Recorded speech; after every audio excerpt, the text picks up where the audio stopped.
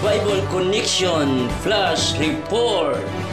Salamat sa Diyos na ang mga bundok na ito ay nilikha ng Diyos na mayroong layunin.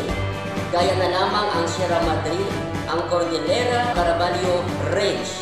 Dito makikita natin ang gawa ng Diyos, gaya na lamang itong bagyong Juan na tumama sa parte ng Luzon. At ang mga bundok na ito, kilala dito ang tinatawag natin na Sierra Madre. Ang Sierra Madre ay matatagpuan sa Luzon sa Pilipinas. Ito ang pinakamahabang saklaw ng bundok sa bansa.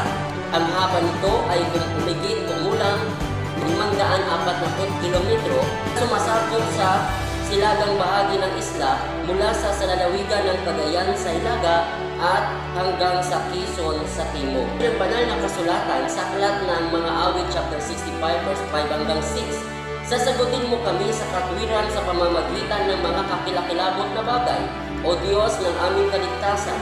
Ikaw na katiwalaan ng lahat ng wakas ng lupa at nila na malayo sa dagat, na naglalagay ng matibay na mga bundok sa pamamagitan ng kanyang kalakasan, palibasay na bibigkisan sa palibot ng kapangyarihan. Ay na kanyang nilikha ang bundok na ito upang ating makita ang kanyang gawa at layunin sa kanyang paglikha. Lamang na ating pasalamatan ng Diyos at pangalagaan natin ang ating kalikasan.